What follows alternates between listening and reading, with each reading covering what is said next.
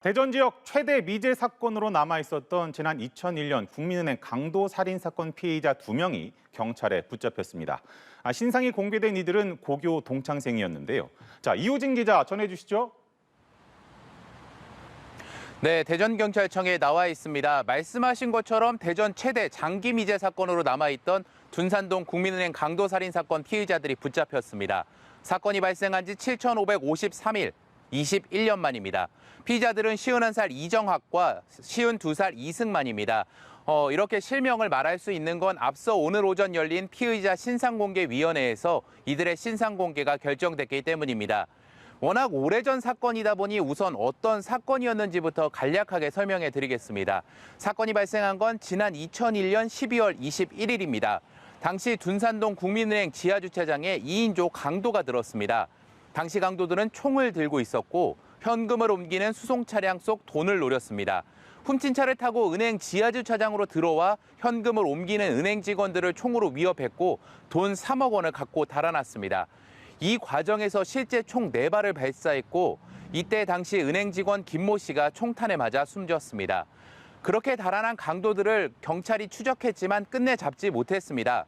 중간에 훔쳐탄 차량도 발견됐고 차량을 갈아탄 흔적 등도 나왔지만 용의자들만 행적을 찾지 못한 건데요.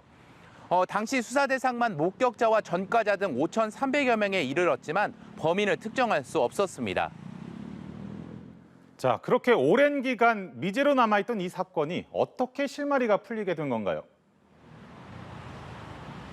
네, 가장 먼저 이른바 태완이법으로 불리는 형사소송법 개정이 이 사건을 계속 수사할 수 있었던 계기가 됐습니다. 살인죄에 대한 공소시효가 사실상 없어지면서 경찰은 수사를 이어갈 수 있었던 건데요. 그리고 결정적인 단서는 발전된 과학수사 기법으로부터 나왔습니다. 당시 이들이 버리고 간 차량에 유류품이 남아 있었습니다.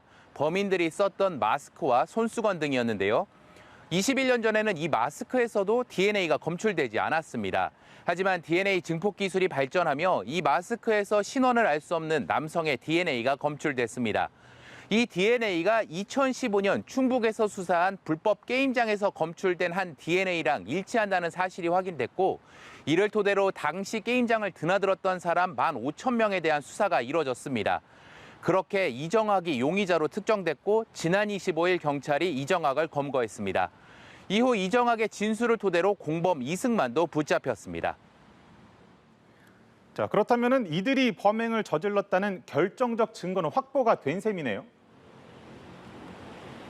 네, 그렇습니다. 우선 이정학은 DNA도 검출됐고 범행을 시인했습니다. 다만 이승만은 범행을 전부 부인하고 있는 것으로 알려졌습니다. 하지만 경찰은 이정학의 진술이 신빙성이 있고 구체적이기 때문에 이승만도 공범으로 판단했습니다. 경찰은 다음 달 2일 이들을 검찰에 송치할 계획입니다. 경찰은 검찰 송치와 별개로 사라진 권총과 당시 훔친 돈에 대한 수사도 이어나갈 계획입니다. 지금까지 대전경찰청에서 연합뉴스TV 이호진입니다.